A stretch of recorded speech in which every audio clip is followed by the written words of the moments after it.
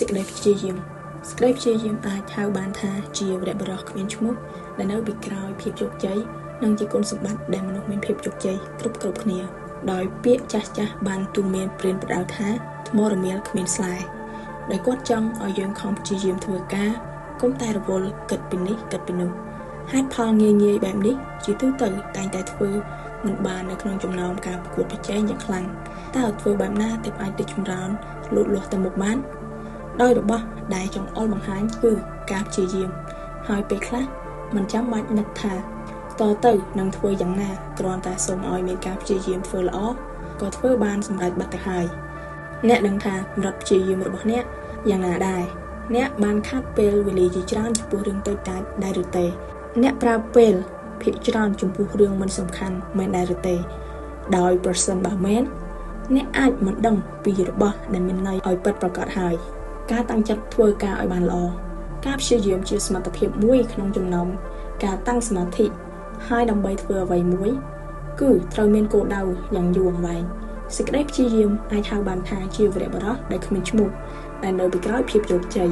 ហើយជាគុណសម្បត្តិដែលមនុស្សមានភាពជោគជ័យគ្រប់គ្នាដោយចាស់តែងតែព្រានប្រដៅថាកំបិតកាន់តែសំលៀងក៏កាន់តែមុតស្រួចព្រោះពួកគាត់ចង់និយាយឲ្យយើងខិតខំព្យាយាមធ្វើការកុំរវល់តែគិតពីនេះឬគិតពីនោះជាដើមជាក់ស្ដែងមនុស្សយើងគ្រប់គ្នាមានការព្យាយាមតែការយកមកប្រើប្រាស់តែច្រើនមិនស្មើគ្នានោះឡើយទើបបានជាធ្វើឲ្យមានការខុសប្លែកគ្នានៅពាក្យកណ្ដាលការប្រកួតប្រជែងយ៉ាងខ្លាំងហើយតើត្រូវធ្វើយ៉ាងណាទើបអាចទៅចម្រើនលូតលាស់បានដោយរបស់ដែលចង្អុលបង្ហាញគឺការព្យាយាម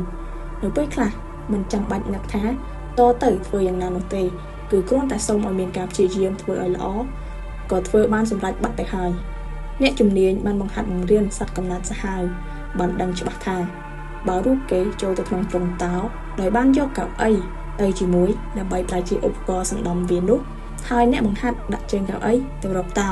ពេលវាឃើញជើងកៅអីទាំង4ក៏បានបាត់បង់ភាពកំណើតរបស់វានិងកម្លាំងរបស់វាក៏ថយចុះទៅវាស្ដាប់បង្គាប់គេភ្លាមតែម្ដងហើយបើអ្នកកំពុងតែមានកម្លាំងខ្លាំងតែនៅលើលោកដែលមានរូបភាពជាច្រើននិងភាពស្មុគស្មាញនេះដែលត្រូវប្រឈមនឹងបញ្ហាជាច្រើនដែលបានចូលមកប្រសិនបើមិនបានបង្ហាត់បង្រៀនខ្លួនឯងឲ្យមានការព្យាយាមនោះទេក៏ប្រើផ្នែកមិនខុសពីតៅកំណាចនៅក្នុងទ្រុងផងដែរដែលមិនឲ្យយល់អំពីរឿងរ៉ាវច្បាស់លាស់ខ្វះភាពព្យាយាមមិនអាចបង្ហាញពីសក្តានុពលរបស់ខ្លួនវាបានឱកាសដែលទទួលបានភាពជោគជ័យមានច្រើនហេតុនេះហើយកុំមើលរំលងនៃការព្យាយាមសោះពីព្រោះការព្យាយាមគឺជាអ្នកដែលកំណត់ភាពជោគជ័យរបស់មនុស្សយើងគ្រប់គ្នា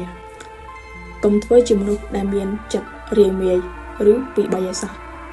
នៅចាំបានថានៅពេលដែលចេញពីធ្វើទាហានមកថ្មីខ្ញុំបានទៅរៀនផ្នែកកុំព្យូទ័រដែលមានការពេញនិយមយ៉ាងខ្លាំងណាស់នៅពេលនោះទើបបានជាងាយស្រួលស្វែងរកការងារធ្វើប៉ុន្តែរូបខ្ញុំពិតជាមិនចង់ធ្វើការងារផ្នែកកុំព្យូទ័រនោះទេវាដោយសារតែរូបខ្ញុំមានក្តីស្រមៃចង់ធ្វើការខាងផ្សាយពាណិជ្ជកម្មតាំងពីទូចរហូតបានរៀនខាងផ្សព្វផ្សាយពាណិជ្ជកម្មហើយទៅបានជាពិបាករកការងារធ្វើខាងផ្នែកផ្សាយពាណិជ្ជកម្មព្រមទាំងបានធ្វើឲ្យរូបខ្ញុំអស់សង្ឃឹមជាខ្លាំងនិងគិតថានឹងទៅធ្វើផ្នែកកុំព្យូទ័រវិញប៉ុន្តែមិនយូរប៉ុន្មានក៏បានធ្វើជំនួយការខាងរៀបចំផ្នែកផ្សព្វផ្សាយពាណិជ្ជកម្មដោយពេលនោះដែរខ្ញុំទទួលបានប្រាក់ខែចំនួន 16,000 យួនតែប៉ុណ្ណោះដោយធ្វើការក្នុងមួយថ្ងៃចំនួន16ម៉ោងធ្វើការមិនបានមួយខែផងខ្ញុំក៏មានអារម្មណ៍ថាសោកស្ដាយគឺពេលបានឃើញមិត្តភ័ក្តិដែលរៀនជាមួយគ្នាគេធ្វើការបានប្រាក់ខែច្រើនជាងទើបបានជារូបខ្ញុំនឹកទៅដល់អ្នកចំនួនមុនដែលបានប្រាប់ថាអាចកំបាំងនៃភាពជោគជ័យគឺពេលធ្វើការងារត្រូវមានសេចក្តីព្យាយាមពាក្យនេះធ្វើឲ្យជីវិតរបស់ខ្ញុំប្រែប្រួលទៅភ្លាមពេលនោះនេះគឺជាការពិតប្រាកដណាស់ដែលមនុស្សយើងគ្រប់គ្នាត្រូវស្វែងយល់ដោយការព្យាយាមនិងមិនស្ទាក់ស្ទើរព្រមទាំងត្រូវដឹងថាខ្លួនឯងមានអ្វីគ្មានអ្វីដឹងអ្វីមិនដឹងអ្វីហើយមនុស្សម្នាក់មិនអាចមានជំនាញគ្រប់បែបយ៉ាងនោះទេពីព្រោះជំនាញគ្រប់បែបយ៉ាងបានបង្ហាញថាមិនពិតប្រាកដអ្វីឡើយខ្ញុំលើកយករឿងនិទានមួយមកបញ្ជាក់ថាមានទន្សាយមួយក្បាលពូកែលោតខ្លាំងណាស់វាមានកិត្តិយសនិងមានមោទនភាពចំពោះរហស្សនាមថាជើងឯកលោតចម្ងាយមករហូតផងដែរមានថ្ងៃមួយនៅដែនដីរបស់វាបានរៀបចំការប្រកួតកីឡាមួយទើបវាទៅដាក់ពាក្យប្រកួតលោតចម្ងាយហើយក៏បានយកឈ្នះសត្វទាំងអស់មិនថាជាមាន់ទាឆ្កែជ្រូកអីនោះទេ ទុនសាយនេះបានទទួលមេដាយមាសក្នុងការលោតចម្ងាយនេះម្ដងទៀតពេលនោះមានឆ្កែមួយក្បាលបានមកប្រាប់ទុនសាយថាចៅទុនសាយតាមពិតទៅឯងមានទេពកោសល្យនិងមានរាងកាយមាំមួនប៉ុន្តែអ្នកបានតែមេដាយលោតចម្ងាយប៉ុណ្ណោះពិតជាគួរឲ្យសោកស្ដាយមែនទែនប្រសិនបើឯងវឹកហាត់ឲ្យល្អនោះឯងអាចទទួលបានមេដាយមាសច្រើនជាងនេះពិតមែនឬលោកថាខ្ញុំទៅរួចឬដោយទុនសាយមានអារម្មណ៍រំភើបណាស់ពិតមែនហើយប្រសិនបើឯងធ្វើតាមយើងប្រាប់ឯងនឹងអាចពូកែទាំងរត់ហាលទឹកលើកទម្ងន់ឬលោតកម្ពស់ទៀតផងដែរដោយឆ្កែមួយនោះបានប្រាប់ទៅដល់ទុនសាយឆ្កែនោះក៏បានបង្ហាត់ទុនសាយរត់ចម្ងាយ100ម៉ែត្ររាល់ថ្ងៃហើយទឹករាល់ថ្ងៃហើយពេលហើយទឹកហត់វាក៏ឡើងមកលើកទម្ងន់ព្រឹកឡើងពេលរត់100ម៉ែត្រហើយក៏ទៅលោតកម្ពស់រួចទៅវារត់និងហើយទឹកវិញលុះមកដល់ការប្រកួតកីឡាលើកទី2ទុនសាយបានដាក់ប្រឡងពាក្យជាច្រើនវិញ្ញាសាដើម្បីប្រឡងប៉ុន្តែជាសំណងអាក្រក់មិនបានជាប់អ្វីសោះដោយទាំងវិញ្ញាសារត់ហើយទឹកលើកទម្ងន់ហើយសម្បីតែការលោតចម្ងាយដែលធ្លាប់បានមេដាយមាសនោះក៏ធ្វើមិនបានល្អនោះដែរដល់ថ្នាក់ធ្លាក់តាំងពីជុំដំបូងមកម្លេះតាមការពិតការដែលទុនសាយបានមេដាយមាសលោតចម្ងាយក៏ពោះតែកាត់ឡើងពីការព្យាយាមលោតចម្ងាយមិនចាំបាច់គិតដល់ចង់បានមេដាយមាសផ្សេងទៀតនោះទេ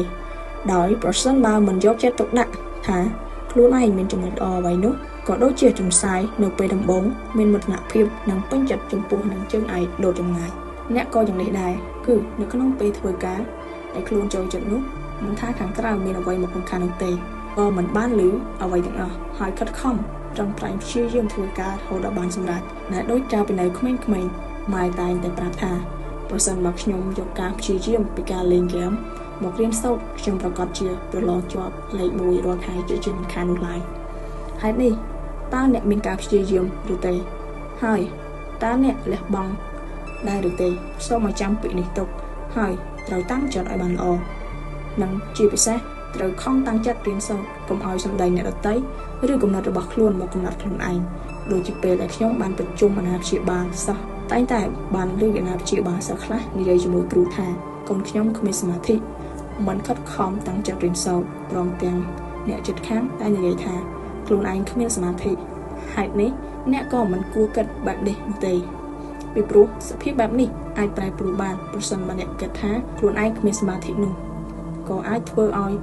អ្នកគ្មានសមាធិពិតប្រាកដមែនហើយការជ្រើសរើសរបស់អ្នកនោះគឺស្ថិតទៅលើតម្រូវការរបស់ខ្លួនឯងទេដោយបូកផ្សំនឹងការតាំងចិត្តរបស់អ្នកផងដែរមានគំនិតល្អទើបមានសារៈសំខាន់ក្នុងការយកអនុវត្តដូចជាការធ្វើការងារប្រសិនបើអ្នកមានសេចក្តីព្យាយាមក៏អាចកសាងស្នាដៃឲ្យលេចធ្លោបានផងដែរដោយសារប្រើពេលវេលាទៅធ្វើបានច្រើនជាងអ្នកដទៃហើយអ្នកគ្រប់គ្រងតែងតែឃើញថាអ្នកគួរតែទទួលខុសត្រូវចំពោះការងារច្រើនជាងមុនទើបមានឱកាសបានឡើងតំណែងជាងអ្នកដទៃសូមអរគុណបងប្អូនសម្រាប់ការស្ដាប់នៅ podcast មួយនេះបើសិនជាបងប្អូនចូលចិត្តសូមមេត្តាជួយចុច like subscribe ដើម្បីទទួលបានវីដេអូថ្មីៗសូមអរគុណ